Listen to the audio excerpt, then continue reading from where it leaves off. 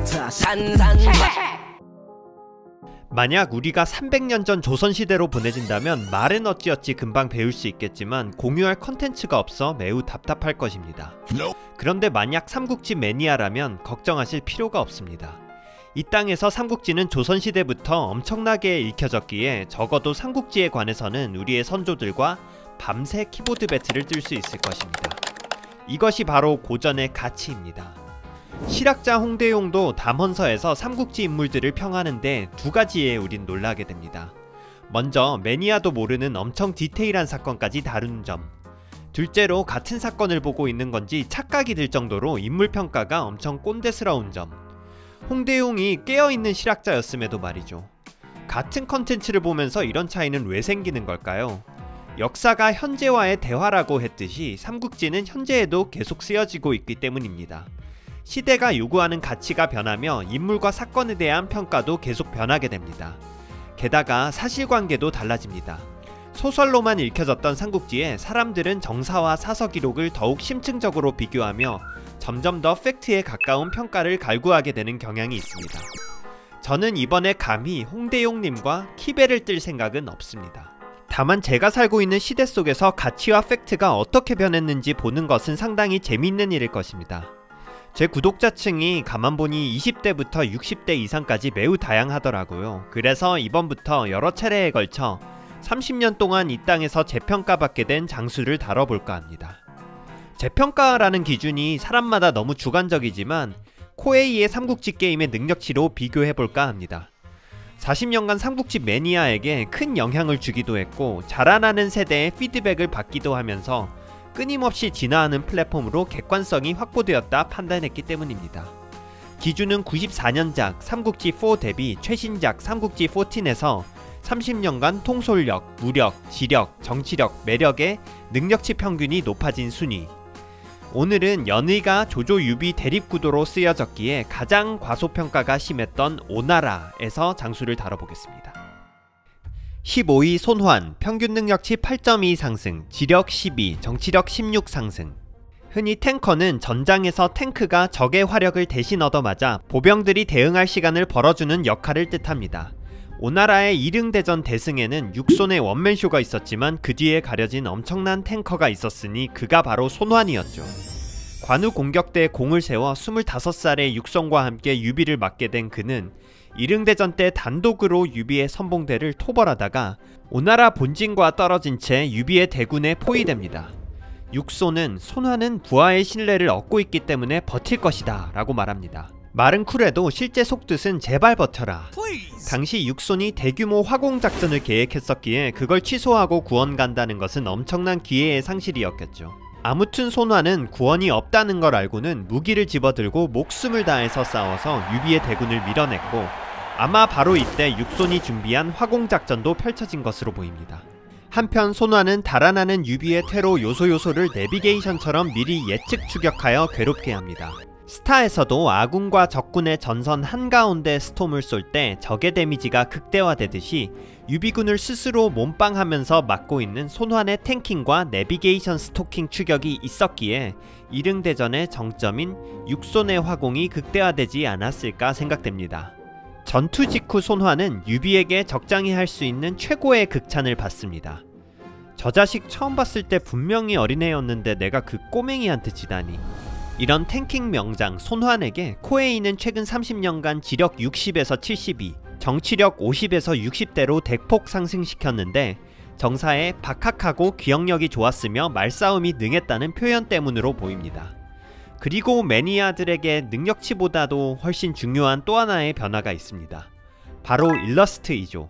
94년작에는 손시부자를 오랫동안 모신 중노년의 가신 느낌인데 2000년대를 넘어가면서 설레는 꽃미남 장군으로 진화 발전 중. 이것은 유비의 꼬맹이한테 지다니 발언과 더불어 정사에 몸을 가지는 태도가 단정했다 라는 표현이 영향을 준 것으로 보입니다. 그런데 또 생각해보면 일러가 젊은 것이 항상 좋은 게 아닙니다. 나이 든 후에 인상적인 활약이 없었을 수도 있는 것이기에 실존 인물이 단명했을 가능성도 있는 거죠. 손환 또한 이릉대전 직후 30살이 안 돼서 사망한 것으로 추측됩니다. 14위 손유, 평균 능력치 8.4 상승, 지력 정치력 14 상승. 삼국지 연의는 소설을 재밌게 하려고 전쟁과 모략 등의 이벤트 중심으로 풀었습니다. 그래서 묵묵히 내정을 잘하고 민심을 어루만진 사람은 평가를 잘 못 받습니다. 오나라 성립의 가장 중요한 시점인 204년부터 오나라의 심장인 단양태수를 맡은 손유가 대표적인 인물인데요. 단양은 손책이 처음 병사를 빌리고 독립 후에도 제일 먼저 얻은 땅이며 그 이후 오나라 수도가 된 건업 또한 단양군 소속이었죠. 그렇기에 커리어에 단양태수가 있다고 하면 오나라 군주가 가장 믿을 수 있는 사람일 가능성이 높습니다. 원래 손권은 동생인 손익을 단양태수로 세웠지만 자객에게 암살당합니다. 그런데 생각해보면 손책도 암살 엔딩이었죠. 이는 바로 오나라가 토착 세력과 외부 세력의 갈등이 심했으며 특히 단양은 지세가 험하고 산 주변에 전혀 관리가 안되는 로컬 세력들이 엄청난 전투력과 병기 생산 능력으로 손권군을 끊임없이 괴롭혔기 때문입니다. 손책이 단양을 194년에 얻었는데 30년 후인 225년에 제갈각에 의해 평정될 때까지 끊임없이 반란이 일어났을 정도니까요. 이런 불안정한 정국에서 손유의 가치는 빛납니다.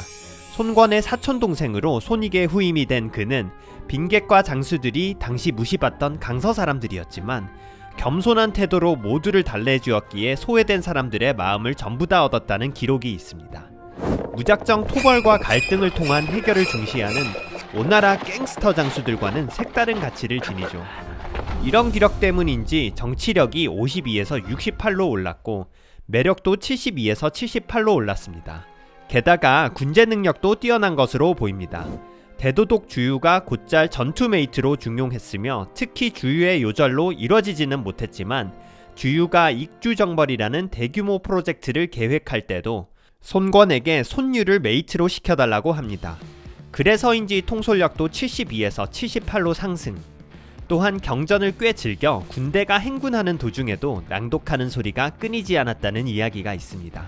54에 머물던 지력이 68까지 상승하죠. 이런 만능 캐릭터가 38살에 죽었다는 점이 아쉽습니다. 오래 살았다면 조조의 조인과 하우돈과 같이 창업자의 친족 세력으로서 손권의 든든한 우군이 되지 않았을까요? 특히 오나라가 호족과 귀족의 연합체로서 중앙집권이 느슨하고 외부인과 토착민의 분열이 너무 큰 상황이었기에 통합의 아이콘이자 손권의 가까운 친족인 손유의 요절은 오나라 팬 입장에서는 크게 아쉬운 점일 것 같습니다. 물론 오나라에는 요절한 장수가 너무 많아서 아까운 사람이 한둘이 아니긴 하죠. 공동 12위 능조, 평균 능력치 9.0 상승, 지력 19, 정치력 21 상승. 손체키아의 초기 장수 능조는 정사 기록에는 아드레날린 넘치는 호걸로서 뇌의 위험감지 센서가 고장났는지 항상 선두에만 서는 버릇이 있었다고 합니다. 결국에는 손권이 강화 토벌할 때 가벼운 배로 홀로 진격하다 화살에 맞아 죽게 되죠. 삼국지4에서는 너무 무지성 선봉 이미지만 부각시켜서인지 통솔력과 무력은 높게 챙겨줬지만 지력과 정치력이 거의 남만장수 수준입니다. 그러나 나름 영평현의 현장으로 산월족을 평정하여 다스렸고 간사한 자들을 소나기에 잡았다는 평가가 있어서 그런지 최근에는 지력, 정치력이 40 정도까지는 올랐습니다. 다만 기록이 너무 적어서 향후에 더 오르긴 힘들 것 같습니다. 공동 12위 손휴, 평균 능력치 9.0 상승, 매력 17, 정치력 11 상승. 거의 50년간 군주로서 세력을 잘 이끈 손권에게 갑자기 불어닥친 노년의 불꽃 로맨스. 마지막 사랑인 반부인의 아들 9살 손량을 후사로 결정하며 결국 손량의 칠촌인 손준, 손침 형제가 나라를 쥐락펴락합니다. 이에 어린 손량도 손침 암살을 하려 했으나 발각되고 결국 손침은 손량을 폐위시키고 손권의 6남 손휴를 3대 황제로 즉위시키는 행보를 보입니다. 허수아비 황제로 쓸 의도였겠죠. 그러나 물같이 보였던 손휴는 누구 아들답게 보통이 아니었습니다. 손침 디스하는 사람이 있으면 손침에게 바로 고자질하는 등 완전히 끌려가는 황제 코스프레를 하다가 일순간에 장포 정봉 등과 계획해 손침과 그 일족을 모두 멸해버렸죠. 사실 얼마나 손준 손침이 싫었는지 족보에 그들의 성을 갈아버립니다. 죽은 사람에게나 붙이는 고자를 성 대신 써서 고준 고침으로 남기며 고인 드립의 역사적 원조 사례가 됩니다. 위대한 쇼맨 나관중 선생은 이런 거 절대 못 참죠. 극적인 효과를 더욱 살리기 위해 죽은 사람의 목을 자르는 부관 참시로 표현을 업그레이드합니다. 아무튼 허수와 비해서 리얼 황제로 스스로 복권한 손휴는 세와 군역 부담을 줄이고 인재를 육성하거나 내정에 힘쓰는 등 명군의 자질을 보였습니다. 한편 군사적 판단도 나쁘지 않았습니다. 총나라가 진나라한테 공격받을 때 삼국의 균형이 무너지면 오나라가 바로 위태롭다는 걸 깨닫고 정봉 형제를 총나라 구원하러 보냈죠. 물론 아쉽게 버스는 떠나버려서 촉은 이미 멸망. 나라가 망할 때는 감정적으로 지도자 평가가 박해지지만 최근에는 쇠해진 오나라를 캐리하려는 모습이 인정되며 손휴의 지력, 정치력, 매력, 능력치가 통째로 60대에서 7, 80대로 크게 오른 것으로 보입니다. 그러나 그 역시 오나라 사람 아니랄까봐 오나라의 멋진 인재는 박수 칠 때 이승을 떠난다 라는 클리셰를 충족하며 30살의 나이로 요절합니다. 그 다음은 최악의 암군, 오나라 마지막 황제의 손호라는 게 손휴의 요절을 매우 아쉽게 하는 부분이죠. 11위 고옹, 평균 능력치 9.6 상승, 통솔 21, 정치력 14 상승. 오나라의 2인자 하면 우린 흔히 주유, 노숙, 여목, 육손으로 이어지는 대도독 라인이 익숙합니다. 그러나 삼국시대의 국정을 총괄하는 총리 같은 2인자 자리는 공식적으로 승상이죠. 이 중 육손도 죽기 직전에 승상이 되긴 하지만 만 1년을 못 채우고 결국 물러납니다. 오나라 전성기 시절 무려 18년을 승상으로 집권한 것은 다름 아닌 고옹이었죠. 사실 초대 승상 손소가 225년 사망하자 사람들이 송권에게 수차례 임명 건의했던 인물은 강동 최고 네임드 정치가이자 형 손책이 죽으면서 나랏일을 맡겼던 장소였죠. 하지만 손권은 장소가 너무 성격이 강해 승상이 되면 정치판이 원한과 실수로 번진다고 합니다. 장소를 진짜 아끼기 때문에 장소 승상 안 시킨다는 이상한 말을 하면서 승상으로 임명한 것은 바로 고옹이었습니다. 삼국지 매니아 사이에서도 사실 고옹하면 뭔가 뛰어난 정치인 이미지는 있지만 실제로 그가 뭘 했는지 딱히 잘 기억은 안 나는데요. 이것이 바로 고옹의 미덕이었습니다. 오의 명문 4대 성씨인 고씨 출신으로 온화한 성품의 소유자이자 중용을 갖춘 정치인이었는데 특히 사람됨이 과묵하면서 술을 전혀 마시지 않았기 때문에 손권이 신나게 파티를 열어도 사람들은 고옹의 눈치를 보면서 몸가짐을 신경 써야 했죠. 이 때문에 손권은 고옹 때문에 인생 너무 노잼이라고 푸념하기도 합니다. 그리고 고옹은 마음에 맞지 않는 사안이 나오면 침묵했는데 손권이 그때마다 고옹 눈치를 보면서 결정을 제고하는 일이 많았다고 합니다. 하지만 이렇게 불편해도 손권 입장에서는 고옹이 그 누구보다 귀중한 정치적 카드였을 것입니다.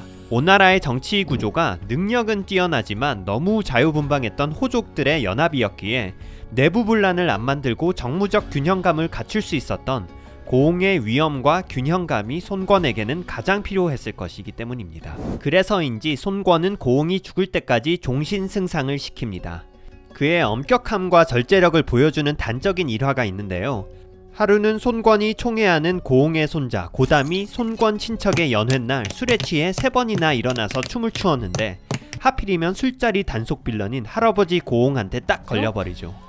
고옹은 손자를 혼내는 정도가 아니라 갑자기 다음과 같이 극지를 박아버립니다. 너로부터 절도를 잊었으니 우리 가문은 반드시 네 대에서 망하게 될 것이다. 너무 꼰대 같은 할아버지 멘트였지만 사실 그는 난세의 시대에서 조금이라도 이고를 드러낼 경우에 끝이 매우 안 좋을 것이라는 걸 꿰뚫고 경고한 것으로 보입니다. 그리고 실제로 고담은 손권 아들 태자 경쟁 속에 정치적으로 밀려나면서 베트남에 유배를 갔다 2년 만에 사망. 조금이라도 허점을 보이지 않고 중립성과 카리스마를 지키려는 엄격한 원칙이 엿보입니다. 어찌 보면 요즘과 같은 미디어 과잉의 정치적 올바름 시대에서도 매우 중요한 덕목이죠. 고옹의 가치는 243년, 그가 죽고 나서 더욱 뚜렷하게 나타나는데요. 육손 보즐 등이 돌아가며 승상이 되었지만 오나라는 대호족과 손권의 친족간 정치적 대립이 생기고 이궁의 변이라는 내전이 일어나며 정치 밸런스가 완전 붕괴됩니다. 물론 손권의 노망도 한몫했지만 저는 하루아침에 손권이 변했기보다는 원래부터 저돌적인 성격의 소유자로 보입니다. 다만 큰 차이는 손권과 오나라 사성귀족 간 견제와 균형을 가능케 했던 승상 고옹의 존재 유무가 아닐까 싶습니다. 삼국지 4에서 76에 불과했던 그의 정치력은 90까지 올랐죠. 심지어 삼국지 9, 10에서는 정치력이 94까지도 찍었습니다. 또한 30년간 지력도 70대에서 80대로 올랐으며 통솔력은 22에서 43으로 2배가 올랐습니다. 손책의 유언과 경제발전 정책 덕분에 최고의 오나라 정치가가 장소라는 인식이 팽배하지만 장소는 고집이 세서 내부 통합을 못하는 큰 결함이 있었습니다. 이런 면에서 진정한 오나라 최고의 정치가는 고흥이 아닐까 싶습니다. 정책들도 중요하지만 카리스마와 정치적 안정감이 색깔이 다양한 집단에서 매우 중요한 가치이기 때문입니다. 12. 육계, 평균 능력치 10.22 상승, 무력 31, 통솔력 14 상승. 흔한 오나라의 특징 중 하나는 송권이 저지른 급발진을 육손이 해결한다는 것입니다. 이릉대전 캐리는 물론 정치, 외교, 위나라와의 전쟁 등 손권이 일을 저지를 때마다 육손이 스스로 캐리하면서 정상화시킵니다. 이런 패턴은 20년 후에도 비슷하게 일어나는데요. 오나라 최악의 암군 손호의 실정에 대해 육손 아들 육항과 동족 자손인 육계가 마지막까지 캐리. 육항이 대도독으로서 국경에서 진나라를 막아낼 때 육계는 좌승상의 위치에서 막장 손호를 끊임없이 정치적으로 견제합니다. 그런데 좌승상이라는 직함 들어보셨나요? 손호가 잔소리 듣기 싫다고 승상 복양흥을 죽여버리고 나서는 승상의 자리를 좌승상, 우승상으로 쪼개버립니다. 물론 한나라 건국 및 훗날 남송, 원나라에는 쓰인 적이 있지만 당시 수백 년 동안은 매우 레어한 케이스였죠. 피라미드의 정점인 국정총괄 자리에까지도 사람 못 믿어서 자리를 2개로 나눈 것부터 손호의 양면적 특성이 바로 느껴집니다. 폭군인 동시에 매우 우유부단한 쫄보. 심지어 손호는 사람들이 본인을 쳐다보는 것조차 금지시킵니다. 하지만 잘못 지적질하다 죽은 케이스가 너무 많기에 신하들은 모두 아무 말 못하고 있었죠. 이때 육계는 손호에게 당돌하게 조언합니다. 왕과 신하가 서로 쳐다보지 못하면 서로 무슨 생각하는지 알 수가 없습니다. 보통 이런 조언 들으면 수긍을 하거나 화나면 잘라버리면 될 텐데 손호는 이 상황에서도 우유부단한 사이코가 뭔지 특유의 4차원 정신세계를 보여줍니다. 그러면 육계, 너만 나 쳐다볼 수 있는 권리를 줄게. 이런 괴상한 폭군에 굴하지 않고 미우나 고우나 오나라를 끝까지 캐리하는 육시 집안답게 육계도 사이코에 지지 않고 꾸준히 상소를 올립니다. 혐오라는 감정을 초월해 육계는 손호라는 인간의 진심이었던 것으로 보입니다. 우리가 보통 주변에 아무리 싫은 사람도 그래서 그렇게 싫은 이유가 도대체 뭔데? 라고 물으면 막상 5개를 넘기 어려운 경우가 많은데 육계는 손호가 잘못하고 있는 점을 잘근잘근 기억해서 열거하며 무려 20개 조항이나 만들어냅니다. 그런데 당시 최고 거물인 복양흥, 장포, 만욱 등은 별거 아닌 거에도 모가지가 날아갔는데 육계는 어떻게 황제 팩폭을 하고도 살아남을 수 있었을까요? 거리에서 모든 사람에게 행패를 부리는 미친 사람도 갑자기 3대 500 치는 건장한 남성이 나타나면 급정상인이 되듯이 손호가 아무리 인사불성이어도 육시들 건드리면 자긴 큰일 난다는 생각이 퍼뜩 들면서 생존을 위한 선택적 사리분별이 선 걸로 보여집니다. 특히 육손 아들 육항이 개인의 초인적인 힘으로 진나라의 공격을 한몸에 방어하고 있었기에 육항의 동족인 육계에 대해서 관대했다는 기록이 있죠. 이런 잔소리봇 선비의 영혼을 가득 반영했는지 94년 삼국지4의 육계는 정치력은 오나라 최상위권이었지만 무력은 30에 불과한 전형적인 문관 스타일. 그러나 2006년 삼국지 11 기점으로 무력이 61까지 올라가는데 이는 육계 커리어 초기에 정사 기록이 반영된 것으로 보입니다. 육계 하면 사실 오나라 최후의 문관 같은 이미지이지만 손호 즉위 40년 전부터 이미 그는 뛰어난 장군이었습니다. 222년경부터 그는 영흥현과 제기현 등 부임하는 곳마다 치적이 있었다는 기록이 있죠. 또한 손권이 치세 내내 영혼을 갈아 투자했던 해외 정복 및 인력 납치 프로젝트가 대부분 실패했는데 유일하게 성공한 242년의 하이난 정복에서 육계는 적장을 참수하고 사로잡아 승진했으며 250년은 만만치 않은 위나라 후반 에이스 왕창과 왕기를 막아내고 255년에는 산월 도적 수장을 죽인 전공을 세웠습니다. 쉽게 말해 그는 40년간 오나라의 매우 뛰어난 장군이었는데 커리어 말년에 손호한테 잔소리한 게 사람들 인상에 너무 크게 남아 2000년간 연희를 비롯한 창작물에 오나라 최후의 선비 캐릭으로 굳혀진 것입니다. 육손, 육항, 육윤 등 다른 육시 집안 장수같이 육계가 문무겸비 명장이었음을 직감한 코에이는 최근 그의 무력을 30에서 61로 높여주었고 통솔력 51에서 65로 올려줍니다. 다만 여전히 지난 10년간의 일러스트에는 20개로도 못다한 미발표 손호 디스곡이 적힌 상소문을 계속 들고 있는 것이 매우 인상적입니다. 저는 내부 토벌, 해외 개척, 게다가 위나라 방어까지 완벽하게 수행한 육계에게 적어도 그가 맞서 싸워 이긴 위나라 후반 에이스 왕기의 통솔 무력 70대에 준하는 능력치는 줘야 하지 않을까 싶습니다. 흥미로운 점은 그가 도가 사상이 유행하기 시작하는 삼국지 말기 장수 특징답게 전투 전에 항상 점을 쳐서 의사결정을 했다는 기록이 있는데 초계 제갈량과 초주에게 그런 능력이 반영된 적이 있듯이 육계에도 이런 점술가 캐릭터가 반영되면 좋을 것 같습니다. 9위 동습, 평균 능력치 11.4 상승, 무력 15, 지력 13, 정치력 12 상승. 연의에서 동습은 2번 나옵니다. 부상당한 주태에게 명의 화타를 추천해주고 합비에서 위나라와 싸우다가 익사하는 인물이죠. 삼국지4에서도 무력 70 정도로 책정된 그저 그런 무장. 그런데 동습은 단지 당근마켓 동네생활 병원 추천 네임드로만 의미 있는 게 아닙니다. 사실 정사에서 그의 묘사는 시작부터 대놓고 여포같은 최고의 무장.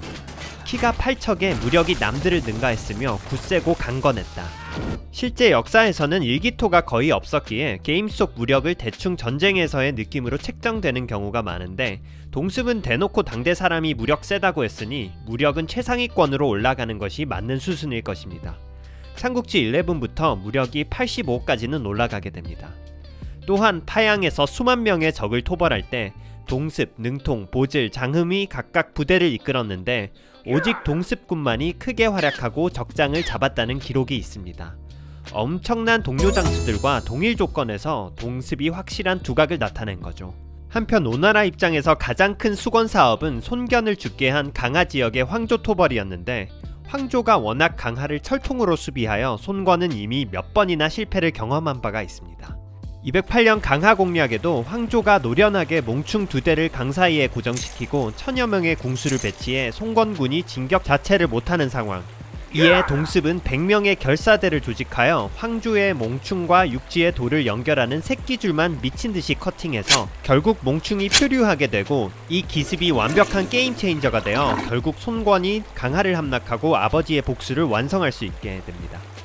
폭풍으로 인한 익사 엔딩이 아쉽지만 조조와의 유수구 전투에서도 특공대를 조직해 용감하게 싸운 것이 인상적입니다.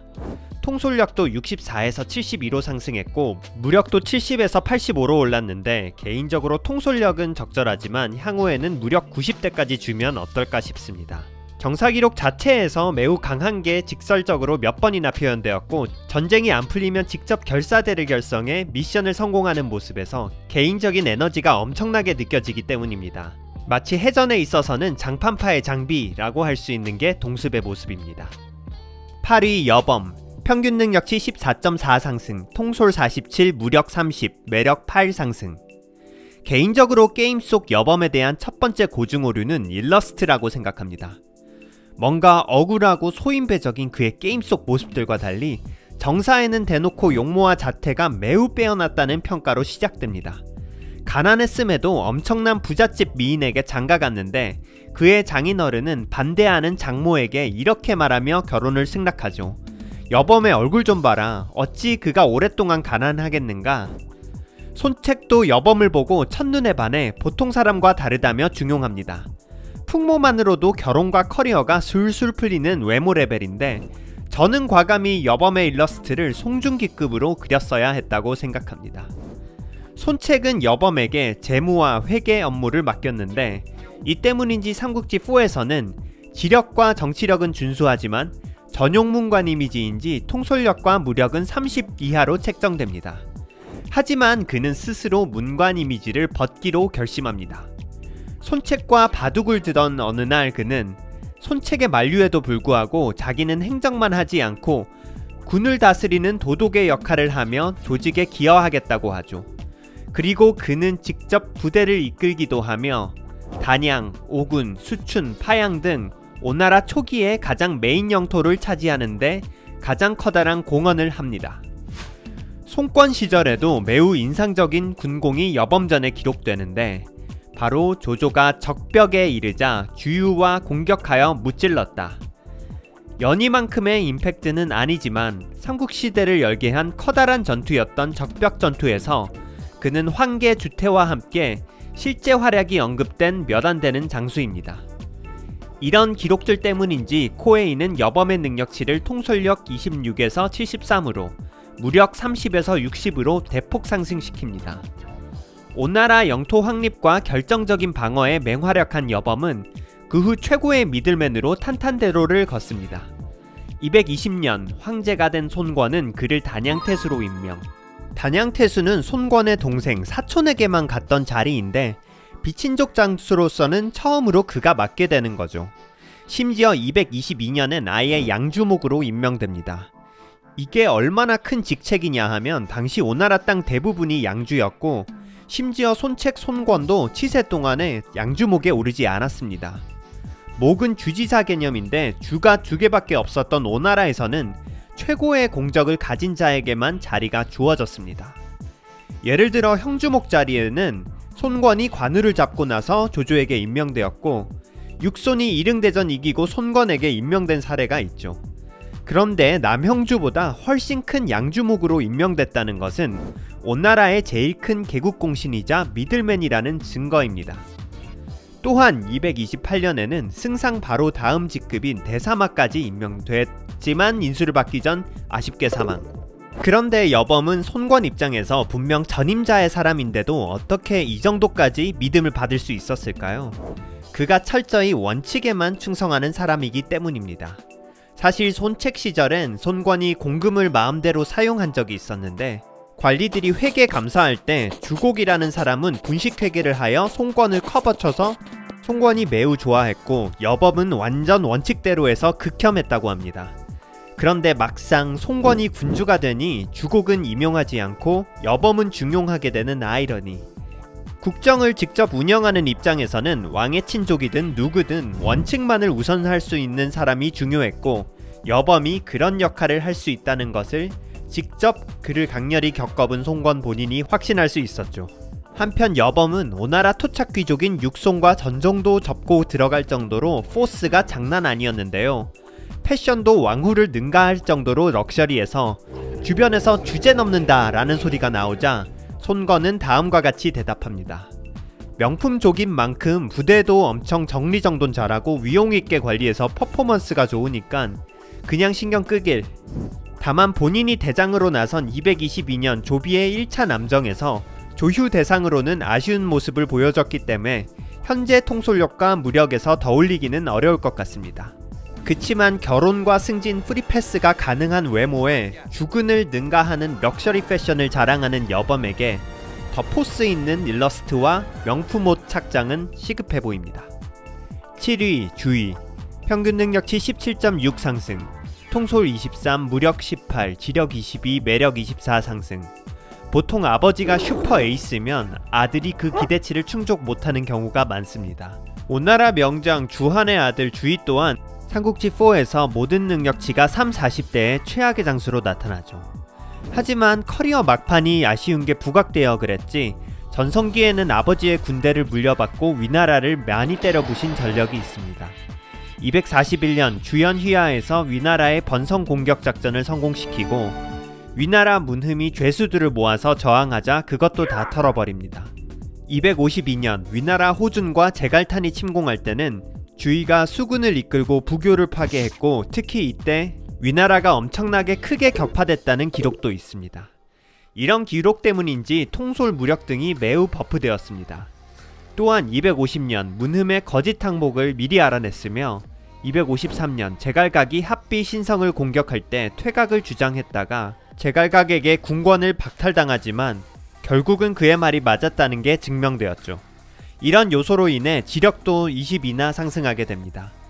257년엔 대도도까지 될 정도로 잘나갔지만 아이러니하게도 본인이 그렇게 일생 동안 싸웠던 제갈탐과 문흠이 오나라에 항복하자 오히려 커리어가 급 꼬이게 됩니다.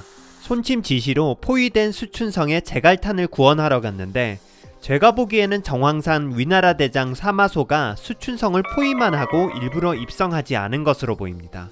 당장의 반란 진압보다는 궁극의 적인 오나라군을 끌어들이기 위해 상대방을 방심시키는 함정을 판 느낌이죠. 구원을 간 주인은 결국 잘 준비된 위나라의 석포, 주태, 호열 등에게 완전히 털려버린 후 더 못해먹겠다고 하다가 손침에게 죽임을 당합니다. 그런데 오나라 형성기에 영웅적인 활약을 보였던 주유, 여몽, 황계, 주태의 후손들은 기록이 마이너한 반면 주한, 육손, 고홍 등의 일족들은 왜 이렇게 잘 나갔을까요? 우리는 보통 손견부터 모신 노장들이나 손책과 함께 양주 땅을 정복한 세력들이 계속 잘 나갔을 것 같지만 사실 오나라 사회는 외부 세력들보다는 오군의 주씨, 육씨 등 토착호족이 워낙 센 사회였습니다. 여기서 주씨는 주유할 때 주씨가 아닌 주한과 주의의 주씨이죠. 주유 또한 엄청난 한나라 명문가 자제지만 그 후손들은 정치적으로 크게 오르진 못합니다. 아무리 국무총리 자제라도 제주도로 이사가면 주도권이 토착민 분들께 있듯이 말이죠. 어떻게 보면 손책이 군소 세력으로 시작해 훨씬 덩치 큰 땅을 퀵하게 얻는 과정에서 토착민과의 일종의 합병협상 결과라고도 볼 수 있겠네요. 6위 오원, 평균 능력치 18 상승, 정치력 42, 지력 32, 무력 10, 통솔 8 상승. 매 삼국지 게임이 너무 익숙해져서 시시해지는 순간에는 극도로 자학적인 플레이를 하기 시작합니다. 공주, 교모 등과 같이 부하 장수가 없는 세력 선택. 그런데 이러면 막상 난이도가 너무 어려워지면서 이런 생각이 듭니다. 진짜 사람이 없으면 수천 명의 병사들 중에서 제일 똑똑하고 용맹한 사람을 발탁하면 되지 않나? 유비도 이런 마음으로 위연이나 왕평을 발탁했겠죠. 삼국지에도 비정상적으로 영웅이 많이 출연한 세대가 저문 이후에 오촉에 쓸만한 인재가 정말 없습니다. 오나라 최후의 명장 육항도 정말 외로운 싸움을 펼치고 있었는데요. 육항은 미천한 집안 출신의 하급 장교를 하고 있는 오원의 용맹과 지략을 크게 여겼죠. 다만 흑수저를 갑자기 파격 승진시키면 안 그래도 잘 분열하는 오나라 장수들이 열폭할까봐 말도 안 되는 몰래카메라 테스트를 기획합니다. 모임을 만든 다음에 어떤 이에게 난입하게 하여 미친 사람처럼 칼을 휘두르게 했는데 다른 모든 장수들이 도망칠 때 오원 혼자 등받이로 칼을 막아서 침착하게 진압합니다. 그제서야 오나라 장수들은 오원을 인정했고 육항은 오원을 제대로 기용할 수 있었죠. 그는 육항 최고의 전투 업적 중 하나인 서릉전투에서 활약합니다. 당시는 촉 멸망 이후였기 때문에 이릉대전 이릉의 오나라 명칭인 서릉이 진나라와의 매우 중요한 국경선이었죠. 그런데 서릉독 보천이 진내에 항복하자 바로 육항은 오원에게 서릉을 포위하게 했고 결국 이후에 서릉을 탈환하고 보천을 처형했죠. 육항은 건평과 서릉 라인을 잘 지키라는 유언을 했는데 바로 이 핵심 방어 라인 건평의 태수를 오원이 맡습니다. 그는 강 쪽으로 흘러나오는 수상한 나뭇가지를 발견하고는 진나라가 곧 오나라를 치기 위해 엄청나게 배를 만들고 있다는 것을 읽어내고 손호에게 군사를 증강할 것을 건의하죠. 하지만 손호는 조언을 쌩 무시하고 결국 280년 진나라 왕준이 오나라 정복. 마지막까지도 오원은 건평을 지키고 있었으나 건업이 정벌되었다는 말을 듣고 진에 항복하게 되죠. 항복 이후에 진 무황제, 사마염이 오나라 항복 장수들에게 손호가 나라를 망친 게 뭐 때문이냐 하고 묻고 다녔는데 그 중에 제일 잘나갔던 서령은 손호가 쓰레기라서 대신들이 없어져서입니다. 라고 한 반면 오원은 오 왕은 영민했지만 하늘의 뜻이 오는 다하고 폐하에게 갔기 때문입니다. 이건 하늘의 일이지 사람의 일이 아닙니다. 라고 답하여 사마염을 만족시킵니다. 이건 사실 오원의 자존심과 옛 충절도 지킬 뿐만 아니라 사마염의 체면도 살리는 말이었다고 생각됩니다. 서령의 말은 잘못 들으면 상대가 못나서 네가 천하 통일했다는 말이 되니까요. 오원은 이후 금성, 돈황, 안문태수 등을 지내다가 순양내사라는 자리에 올랐는데 내사는 제후왕이 있는 곳의 태수 역할이죠. 하필 순양의 제후왕인 사마의 손자 사마창은 자기 땅에 순양내사가 오는 족족 죽여버리는 타입이었는데 오원이 워낙 깨끗하고 위험있게 하여 전혀 꼬투리를 잡을 수 없었다고 합니다. 이런 타고난 능력과 당돌함 덕분에 오원은 더욱 진나라에서 잘나가게 되며 무려 남중도독과 교주좌사에까지 오르게 됩니다. 삼국지4에서는 오나라 말미에 조금 깨적인 장수로 인식했는지 노툴 플레이어였지만 이후 많은 버프를 받았습니다. 특히 지력과 정치력이 30 넘게 수직 상승한 건 진나라에서의 커리어 때문인 것으로 보이죠. 오원은 진나라에서도 아무도 컨트롤하지 못했던 익주 남부 지역을 부임 2년 만에 모두 평정하여 안정시켰다는 기록이 있습니다. 한편 정사에선 신장 8척에 맹수를 손으로 때려 죽일 수 있을 정도라고 했으며 무리 중에 힘이 매우 뛰어났다는 표현이 있을 만큼 무력은 80대 정도까지 올려도 되지 않을까 싶습니다. 최악의 조건에서 스스로 능력을 증명하면서 커리어의 반전을 일으킨 사람은 늘 매력적입니다. 사실 그가 완전 무명일 때 전투가 불리해서 한탄하고 있었는데 관상을 잘 보는 유찰이 그에게 말합니다. 너는 지극함의 일을 상이니 오히려 부족한 시절을 그리워하게 될 것이네. 그리고 그것은 현실이 됩니다. 저는 오원이 미천한 신분에 나라 망한 불리한 상황에서도 이런 자기 실현적 예언과 자긍심이 항상 있었기에 비굴해질 수 있는 상황에서도 오히려 길을 꿋꿋이 피고 스스로 엄청난 귀인으로 거듭나게 할 수 있지 않았을까 싶습니다. 주연, 평균 능력치 19 상승, 정치력 36, 지력 33, 매력 21, 통솔 12 상승. 주연은 요즘 매우 유명해졌습니다. 해낸 일에 비해 가장 안 유명한 장수로. 주유, 노숙, 여몽, 육손으로 이어지는 우주 최강 오나라 대도독 계보의 5번 타자였으며 공적도 선배들에 안 떨어집니다. 그럼에도 나관중은 주연을 철저히 공기화시킵니다. 지방관, 정치인도 아니고 무려 대도독인데 왜 그랬을까요? 그건 바로 한 명만 건드려도 큰일 나는 삼국지 연의의 성역인 관우와 유비의 리타이어에 둘 다 연관되어 있기 때문으로 보입니다.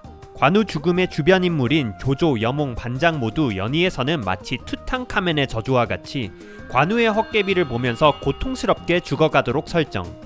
주연 또한 연의에서 이릉대전 속 유비를 추격하다가 조은에게 죽임을 당하는 잡장으로 그려집니다. 그래서 연의 기준으로 주연은 그의 94년 능력치처럼 함께 관우를 잡은 포박왕, 반장 비슷하게 무력만 적당히 세고 나머지는 별 볼 일 없는 캐릭터가 합당하죠. 그런데 주연은 이 과정에서 가장 억울합니다. 실제로는 그가 조은에게 죽기는커녕 유비의 선봉대를 무찌른 유비 퇴각의 직접 원인인데다가 엄청났던 이릉대전 이후 30년간의 커리어가 연의에서 기록 말살되었기 때문입니다. 잃어버린 30년의 활약이 어느 정도였냐. 1. 주연이 지키는 강릉성은 최전성기 위나라가 이 꽉 깨물고 공격해도 밀리지 않았습니다. 제갈량 출사표 때문에 위촉 전선만 부각되지만 사실 위나라는 오나라 공격할 때 조비 조예가 직접 나설 정도로 더욱 진심이었는데도 말이죠. 2. 위나라 기록에 위나라 참모들이 오나라 자체와 손권보다 오직 주연만을 공포스럽게 여기는 워딩이 남아있습니다. 조비 시절 조진을 수행하여 강릉을 공격했던 신비는 주연의 매움을 느꼈는지 직후에 조비에게 대놓고 오나라 공격이 너무 빡세니깐 하지 말자고 건의했고, 조예 시절 조휴가 남정을 가려하자 장제는 손권이랑 대치할 때 주연이 공격할까봐 두렵습니다 라고 만류할 정도였죠. 그런데 최근작에서는 정사 기록을 반영하면서 실제 키가 160cm 안된다는 기록 때문인지 무력이 계속 깎이고 있는데요. 왜소한 체격의 육손과 같은 지략가 혹은 고온 같은 정치인도 아닌데 무엇이 주연을 오나라 최고의 대장으로 만들었을까요? 키는 제일 작지만 담이 제일 컸기 때문입니다. 담대함이 바로 여몽이 죽기 전 본인 후계자 1픽으로 주연을 손권에게 추천한 이유였습니다. 가장 돋보이는 것이 222년의 위나라 남정입니다. 당시 조비가 친히 완성까지 나와 주연이 지키는 강릉을 공격했는데 이때 조진, 장합, 하우상 등 위나라 올스타들이 모두 다 붙습니다. 손권도 나름 좀 친다는 손성, 반장, 양찬 등을 보내지만 구원가는 족족 장합 등에게 썰려서 퇴각당하죠. 성안의 병사들은 대부분 종창을 앓고 있었고 참고 싸울 만한 사람은 5천에 불과.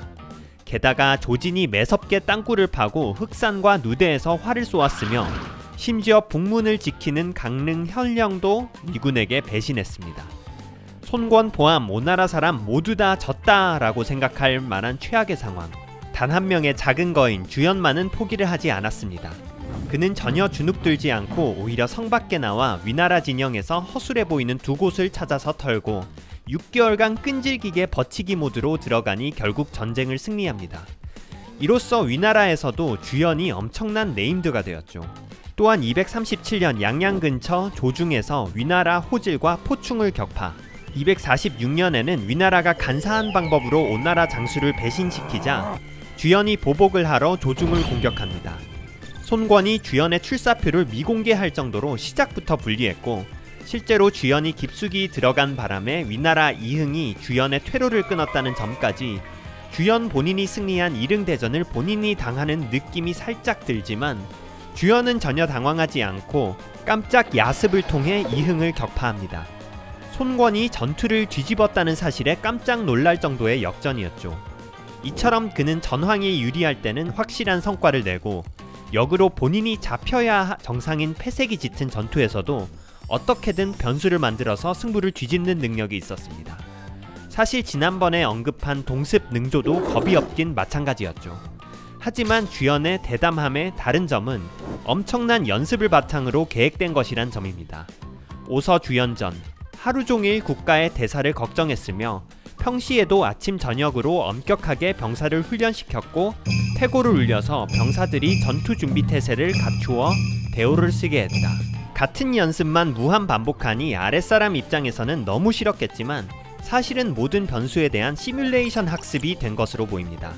그래서인지 주연의 군대는 실전에서 일사불란하게 움직여서 적군들이 어떻게 방비해야 할지 몰랐고, 출전할 때마다 공로를 세웠다는 기록이 있는 것으로 보이죠. 이는 불리한 상황에서도 야습이나 기습으로 악착같이 변수를 통해 대역전극을 만들고 중요한 무대에서 필승하는 원동력으로 보입니다. 한편 그가 요충지 강릉을 계속 지킬 수 있었던 것은 단순히 군제 능력뿐만 아니라 성 내부의 백성과 군을 잘 다스렸기 때문에 가능했는데요.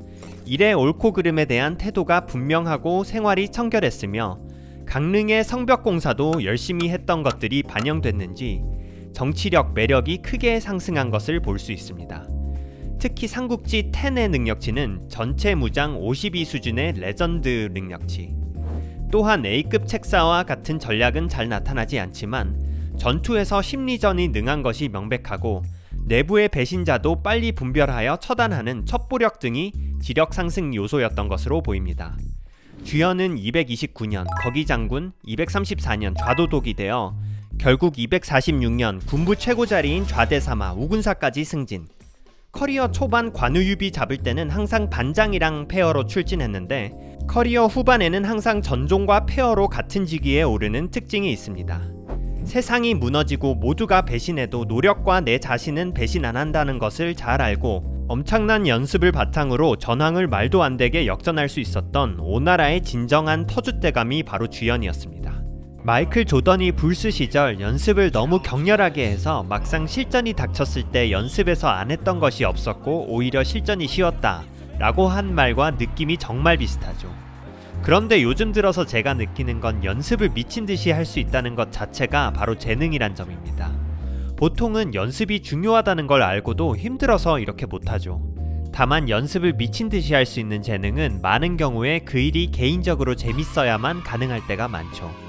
초기 레벨에서는 선천적으로 감각과 피지컬 뛰어난 사람이 월등히 앞서겠지만, 인생 전체 관점에서는 장기적으로는 즐기는 자가 누적 시간을 쌓으면서 천재 혹은 그 이상의 존재로 변해가는 게 아닐까요? 주연이 단신 핸디캡을 극복하고 최고의 장군이 된 것 또한 하루 종일 나라 일과 군대 일만 생각했다는 문구와 매우 연관이 높을 것 같습니다. 모두가 어렵고 부담스러워하는 전쟁 준비를 매일 생각한다는 것은 주연 스스로는 마치 게임처럼 즐기는 경지에 오른 느낌이 물씬 풍기죠. 여기에 이릉대전과 같은 젊은 날의 성공의 기억도 동기부여를 극대화했을 것으로 보입니다. 좋아하는 일이 본인의 생업과 연결되면 최상이겠지만 아쉽게 먹고 사는 일이 만만치 않기 때문에 덕업일치가 되는 경우가 매우 쉽지 않습니다. 다만 일생 동안에 단 하나라도 내가 정말 좋아하는 일을 찾고 관련 재능을 어제의 나보다 조금씩이라도 개선시킬 수 있다면 그것이야말로 삶의 행복 중 하나가 아닐까 싶네요. 공동 3위 손등, 평균 능력치 19 상승, 통솔 지력 28, 정치력 24, 매력 10 상승. 고대 팬데믹의 유력 후보지 강동의 주인답게 오나라에선 수많은 에이스들이 요절했습니다. 주유, 노숙, 여몽도 그중 하나. 하지만 오나라에게 그건 별로 큰 문제가 아니었습니다. 명장이 죽으면 육손과 주연과 같은 또 다른 다양한 명장이 화수분처럼 다시 무한 리필되었죠. 하지만 손권 큰아들 손등의 요절은 임팩트가 완전히 다릅니다. 2시간 작업한 파일이 날아가도 3분간 자살 충동이 드는데, 손등은 손권이 수십 년에 걸쳐 필생의 노하우와 인맥을 백업해둔 2세대 서버였죠. 특히 즉위만 하면 2세대 칩셋과 모두 호환 연결이 되도록 제갈근, 장소, 고홍, 진무의 아들, 제갈각, 장휴, 고담, 진표를 궁궐에서 같이 공부하게 할 정도로 공을 들였는데, 아버지보다도 일찍 세상을 뜨니 얼마나 허탈할지 상상이 됩니다. 그 이후 손권의 노막 모드는 오나라 팬들에겐 혐짤이지만, 나관중은 이 당시 오나라 기록을 소설에서 스킵하며 알고 보면 손권 팬 아닌가 하는 착각을 일으키죠. 다만 손등은 태자 등급까지는 표현되지만 중간에 죽었다는 말도 빼고 스토리가 이어져서 연의 세계관에서 이승을 떠나지도 못하는 유령이 됩니다. 연의에서 이렇게 영혼 없이 표현되니 연의 기반인 삼국지4에서도 코에이 제작진이 아무 영혼 없는 능력치와 얼굴을 줄 수밖에 없죠. 구슬 꿰n 면류관을 씌워서 태자라는 건 나름 표현됐지만, 이 너무나도 익숙한 작은 눈의 페이스는 빼박 코에이의 득보장수, 양산용 클론 얼굴. 아쉽게 단명했으니 뭐 이렇게 넘어가도 크게 상관은 없지만, 오나라 팬 입장에서는 손권의 말년 삽질이 너무너무 아쉽기에 그 사건의 대척점으로 손등이 후계자가 되었다면 이라는 매니아들의 상상올림픽의 단골 캐릭으로 떠올리게 되죠. 역사 가정법을 전 싫어하긴 하지만 저 또한 그가 오래 살았다면 천하통일은 몰라도 오나라가 훨씬 오래 갈 수 있었다고 생각합니다. 오나라는 모든 신하가 3남 4남으로 나뉘어 내분을 벌인 이국의 변으로 국력이 쇠퇴했는데, 1차적으로 큰 아들이 스무스하게 계승했다면 이런 국가적인 내분을 막을 수 있었겠죠. 그러나 단순 장자계승보다 훨씬 중요했던 점은 손등이 주변 사람을 대하는 모습에 나타난 리더십입니다. 하루는 그가 야외에서 탄환을 맞을 뻔한 적이 있었는데, 측근들이 근처에 탄궁을 쥐던 한 사람을 발견해 신문하려 할 때 손등은 이를 멈추게 합니다. 그리고는 침착하게 탄환의 모양을 대조하여 본인이 맞은 것이랑 다른 것이란 걸 확인한 후에 그를 풀어줍니다. 아드레날린 넘치는 손씨 집안과 달리 그는 감정을 억누르고 이성적인 판단을 할 심적 여유가 보이죠. 또 한 번은 금 그릇을 도난당했는데 알고 보니 그의 수하가 한 짓이었습니다. 그는 개인적으로만 질책하여 돌려보내고는 측근에 있는 자에게 이 일을 발설 못하게 합니다. 많은 리더들은 공개적인 질책을 관리의 기술로 쓰지만, 사실은 이것은 조직에서 리더십의 인격과 권위를 손상시키고 수치를 당하는 사람은 평생 지을 수 없는 억한 마음만을 남길 수 있죠. 혐의자에게 잘못은 호되게 질책하되 그가 사회적으로 공개 처형되는 것을 막아주면 리더 입장에서는 본인을 위해 죽도록 충성할 수 있는 카드를 하나 더 만들 수 있는 게 아닐까요? 손등의 넓은 가슴이 매우 인상적인 부분입니다. 오나라 왜 망했을까로 다시 돌아가면 조선 중기와 비슷하게 파벌이 갈라지고 양쪽은 서로 보복을 하면서 내분이 깊어지는 가운데 국가 리소스와 왕권이 급격히 약해졌기 때문입니다. 보복심은 시간이 지날수록 스노우볼처럼 커지는 치명적인 것이기에 애초에 한쪽에 치우치지 않고 관용 있는 리더의 모습만이 과잉된 감정을 한 번에 녹일 수 있는 동력이 될 것입니다. 게다가 손등은 그가 죽고 나서 손화 손패파로 나뉘어지는 오나라의 핵심 장수들을 손권에게 모두 추천할 정도로 장수들과 두루두루 친했던 것이 보여서 파벌 완화도 가능하지 않았을까요? 이처럼 인간의 조직의 생리를 명확히 이해하는 손등에 대해 코에이는 통솔력 34에서 62로 지력 51에서 79로 대폭 상승시켜줍니다. 또한 외출 중 지름길이라도 농토를 밟지 않는 애민정신이 있었는데, 그가 33살에 죽음을 앞두고 아버지 손권에게 올린 상소는 개인적으로 제갈량 출사표보다도 훨씬 눈시울을 울리게 합니다. 백성들의 뜻에 순종하며 법령은 시대의 추이와 함께 변화해야 합니다. 폐하가 영명한 뜻을 널리 펼치셔 천하의 백성들이 의지하게 된다면 저는 죽어도 여한이 없습니다. 가혹한 정책을 제거하면 5에서 10년 내에 먼 곳사람이 귀순하고 힘을 다해 도와서 국가 대사를 확정 가능합니다. 그리고 다음과 같이 손권에게 마무리 인사를 합니다. 사람 죽으려 하면 말이 선량해진다고 하니 저도 폐하께 말씀 안 드릴 수가 없으며 제 의견을 취해주소서. 신은 비록 죽더라도 살아있을 때와 같습니다. 남겨질 아버지에 대한 감수성과 함께 세상에 대한 깊은 이해가 느껴지는 동시에 규제 철폐를 통해 당시 가장 중요했던 인구 인프라를 확대하는 실용적인 감각도 빛납니다. 요절에서 처음에는 매력 정치력 80대가 조금 거품이 아닌가 싶다가도 편지 전문에 드러난 통찰력을 보면 수긍이 갑니다. 심지어 90대 포텐까지도 보이지만 실전 정치 경력은 없기에 더 오르진 못할 것 같습니다. 예나 지금이나 통무지정매 능력치보다 훨씬 중요한 스펙이 타고난 건강이기 때문입니다.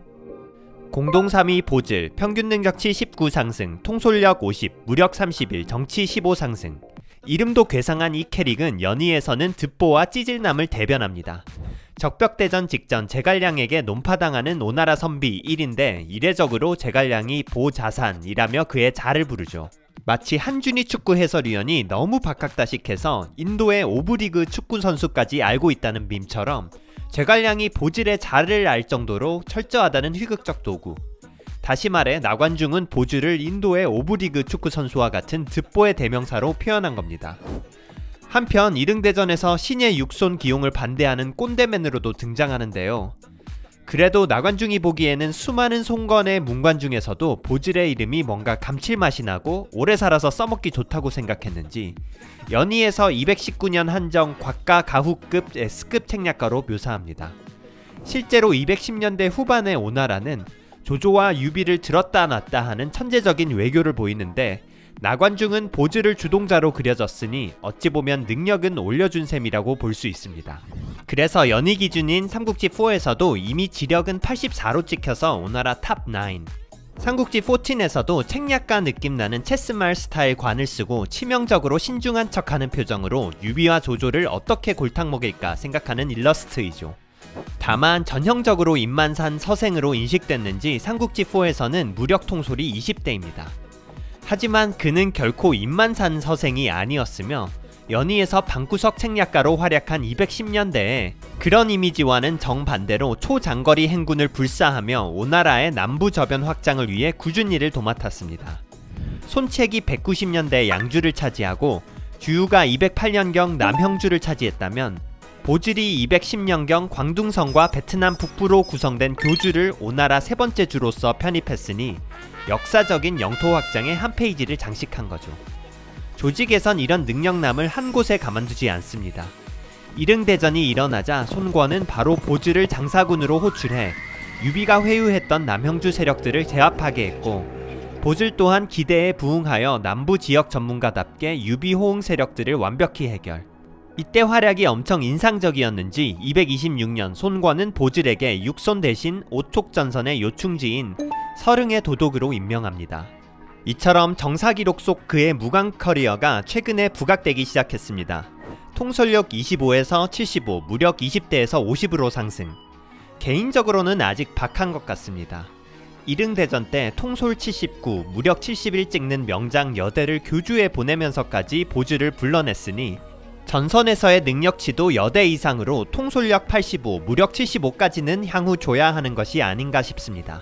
그 후에도 손권은 보질의 말을 따라서 많은 이익을 얻었다 하며 계속 승진하며 결국 승상까지 오릅니다. 인도 오브리그는커녕 분데스리가 MVP급 커리어.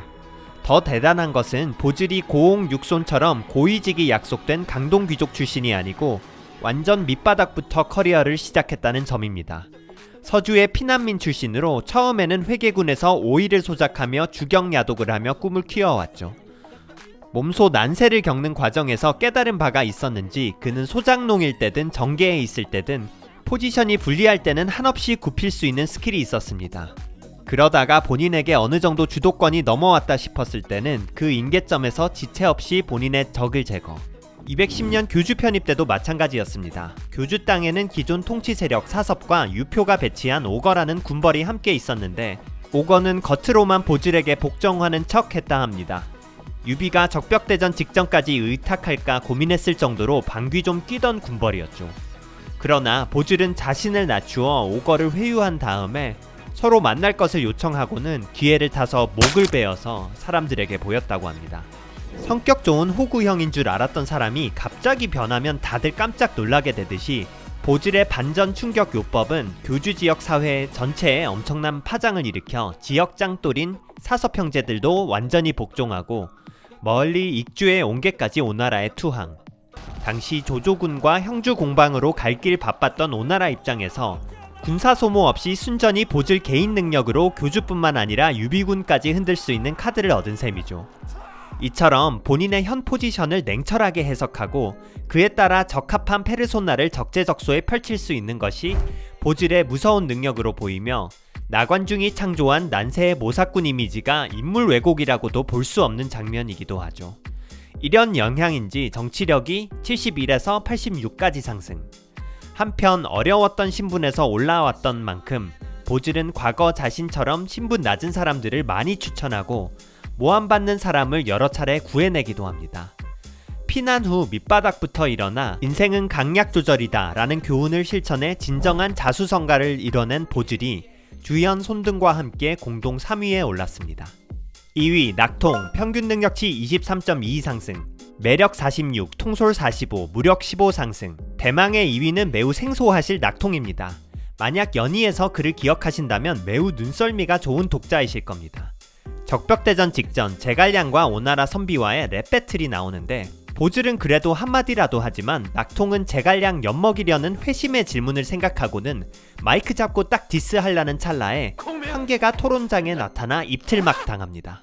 그래서 전형적인 서생으로 인식했는지 삼국지4에서는 지력 정치력은 60-70대에 통솔 무력은 30-40대로 쓸모가 없는 장수입니다. 게다가 제갈량 디스 미수 사건 때문에 밉상 이미지가 느껴졌는지 매력은 무려 20대. 하지만 진짜 낙통은 그를 경험한 1만 호에 넘는 백성들이 모두 그의 행정력을 찬탄할 정도의 정치인이었으며 손권에게 사사건건 여러 제안을 했다고 합니다. 특히 정치 관련 이로운 의견이 너무 많아 기록 못할 정도라고 하는데, 정사에서 이 정도의 극찬을 받은 인물은 드물죠. 부하에게 최대한 칭찬은 나눠서 하라는 조직관리론과 더불어 민생이 어려울 때 최대한 소집을 줄이자는 민생 정치를 중시했으며, 그가 죽었을 때는 총나라 사람까지도 슬퍼했다고 합니다. 삼국지 14에서 정치력은 조금밖에 안 올라 아쉽지만 매력이 28에서 74까지 오르죠. 그리고 완전 묻혀진 것이 낙통의 군공인데요.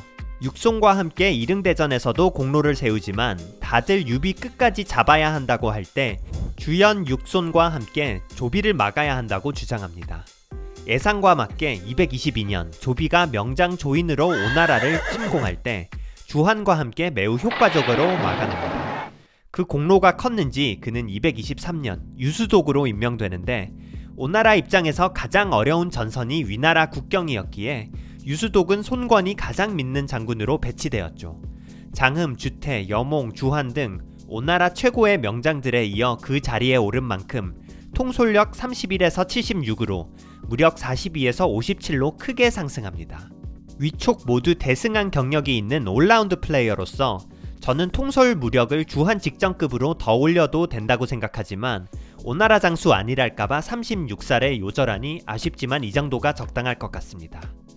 한편 전 낙통을 보며 나관중 선생님의 깊은 의도가 느껴집니다.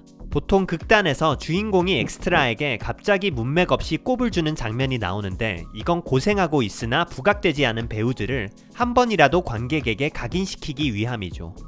나관중 또한 본인이 소설 전개상 다루지 못할 요절한 인재 낙통과 세계적인 귤매니아, 육적 등을 일부러 제갈량과의 토론에 잠깐이라도 출연시켜 독자에게 이름 두자를 각인시키는 효과를 주죠. 역사에서 가장 무서운 형벌은 기록 말살형이듯 그렇게라도 안 나왔다면 영영 잊혀졌겠죠. 아참, 진짜 그렇게 된 분 중 능력과 공적 측면에서 제일 아쉬웠던 사례도 나중에 다뤄보겠습니다. 1위 주치, 평균 능력치 24 상승, 정치 40, 매력 통솔 28, 지력 25 상승. 대망의 1위는 주치입니다. 연희에선 단순 손책을 응원해주는 아저씨. 삼국지4에서 클론 무장보다 못생기고 험악한 추남에 게임상 쓸모가 거의 없는 노툴 플레이어였지만, 그가 없었다면 손견 창업 어려웠겠죠.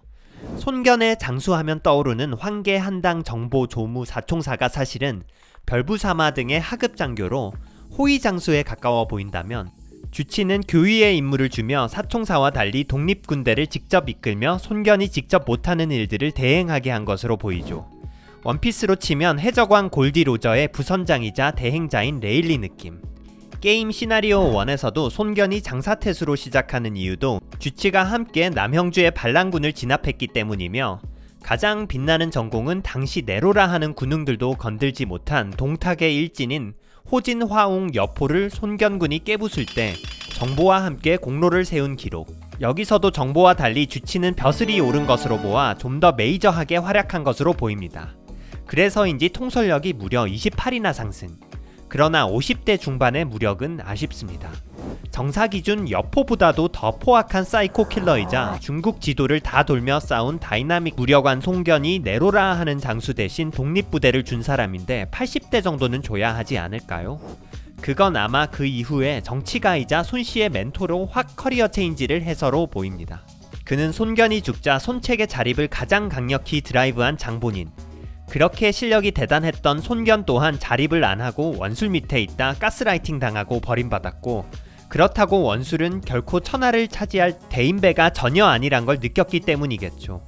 주치는 나름 손견 없이도 승진하면서 커리어가 잘나갔지만 손씨 집안에 흐르는 제왕의 피를 19살의 손책에게 미리 캐치했는지 예전 팀장의 아들인 손책을 창업하게 하고 스스로 그 밑으로 합류하는 결단력을 보입니다. 그리고 직접 허공을 무찔러 오군을 정복하는데 그 이후로 오군 태수만 무려 31년. 다만 지난편 손유처럼 후방 안정에 주력했기에 연희에서 이렇게 공기화된 거죠. 그럼에도 주치는 오군 비릉의 후작으로 분봉되며 일생 동안 정보 환계보다 더 높게 대우받습니다. 손권이 오왕이 된 이후에도 주치가 아련하면 손권이 직접 맞이하러 갈 정도. 손견, 손책, 손권이 군벌로 남고 홀로 설 수 있게 한 손씨 가문 최고의 귀인이 바로 주치가 아닌가 싶습니다. 손권 시절 때도 손씨들의 최고의 멘토로서 손권 동생 말썽쟁이 손익을 카운셀링하며 계도시키고, 손권 사촌형인 손분이 조조에 항복하려고 할 때도 막아냅니다. 당시 화흠도 조조에게 항복하며 도미노처럼 무너질 수 있는 상황에서 오나라의 정신을 꿋꿋이 지켜주는 어찌 보면 손견보다 중요한 오나라의 숨은 아버지였죠. 정치력 40, 매력과 지력을 20 이상 올린 것은 당연지사. 딱 하나 아쉬운 건 주치와 주치의 양자 주연, 주연의 아들 주적까지 주씨 가문 전체가 실제 전공에 비해 나관중에게 가장 큰 디버프를 받았다는 겁니다. 그러나 괜찮습니다. 메타 산책의 오나라 재평가 장수에서 부자가 나란히 1, 3위에 올랐으니 다음번에도 재평가받는 위촉 및 기타 장수들을 다뤄볼까 합니다. 긴 시리즈가 끝났네요. 다른 하고 싶은 주제가 많아서 마음이 급합니다. 시청해주셔서 감사합니다.